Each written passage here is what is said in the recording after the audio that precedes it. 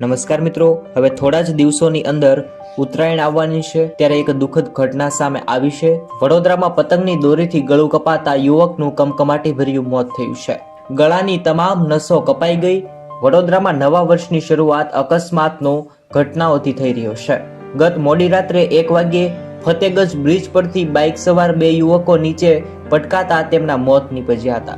ત્યારે શહેરમાં RV Desai road પર નવા વર્ષ પ્રથમ દિવસે જ પતંગની દોરી વાગતા બાઇક સવાર યુવકનું ગળું કપાઈ ગયું અને ત્યારબાદ તેમનું કમકમાટી ભર્યું મોત નીપજ્યું છે। હાલમાં આ ઘટનાને પગલે સમગ્ર વિસ્તારમાં અરેરાટી વ્યાપી ગઈ। નવાપુર પોલીસ સ્ટેશન નજીકની ઘટના છે। રવિવારે સાંજે 6:30 વાગે રાહુલ બાથન નામનો 30 વર્ષીય યુવક હાલ કામ અર્થે આરવી દેસાઈ રોડ પર નીકળ્યો હતો। આ દરમિયાન નવાપુર પોલીસ સ્ટેશન નજીક બાઇક સવાર રાહુલ બાથમના ગળામાં પતંગની દોરી આવી જતા તેના ગળા પર ગંભીર ઈજાઓ પહોંચી હતી અને તેને તાત્કાલિક 108 બોલાવી અને સારવાર માટે હોસ્પિટલમાં ખસેડવામાં આવ્યો હતો। સયાજી હોસ્પિટલમાં તેમની સારવાર ચાલી રહી હતી તે દરમિયાન હાલ તેમનું ગળું કપાતા મોત નીપજ્યું છે તેવા સમાચાર સામે આવ્યા છે।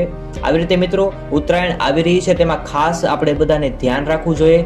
પશુ પક્ષીઓનું આપણે ખાસ કરીને ધ્યાન રાખવું। જે વાહનો રોડ ઉપર જઈ રહ્યા છે તેનું પણ આપણે ધ્યાન રાખી અને પતંગ જેમ કે ઉત્તરાયણનું આપણે ઉજવણી કરવી જોઈએ તેવી બધાને એક સંદેશ આપવા માટે આ વિડીયો બનાવ્યો છે અને આ એક સમાચાર સાથે તમારા દરેક લોકો સુધી આ સંદેશ પહોંચાડવાનું અમે કામ કરીએ છીએ। દરેક લોકો સુધી આ વિડીયો શેર કરજો। ઉત્તરાયણ આવે તે પહેલા દરેક લોકો સુધી આ વિડીયો પહોંચી જાય કેમ કે દરેક લોકો માટે આ એક જરૂરી વસ્તુ છે। લોકો પશુ પક્ષીનું ધ્યાન રાખે, વાહનનું ધ્યાન રાખે અને બધા લોકોનું ધ્યાન રાખી અને એક ઉત્તરાયણની ઉજવણી કરે તે માટે દરેક લોકો સુધી મિત્રો આ વિડીયોને શેર કરજો।